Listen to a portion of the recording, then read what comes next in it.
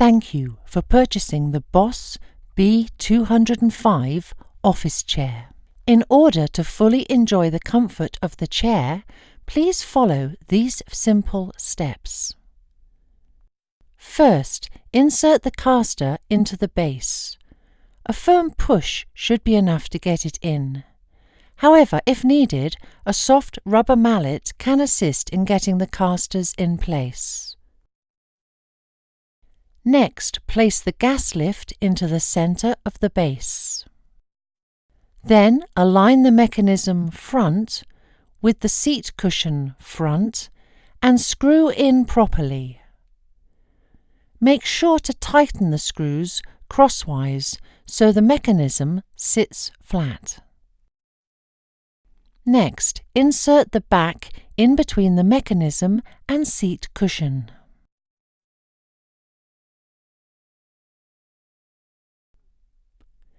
Then align the seat cushion with the gas lift to complete the piece. Finally, make sure to pump the gas lift a couple of times using the lever to activate it before using. We hope you enjoy your newly built chair. If you have any questions, please email info@bosschair.com.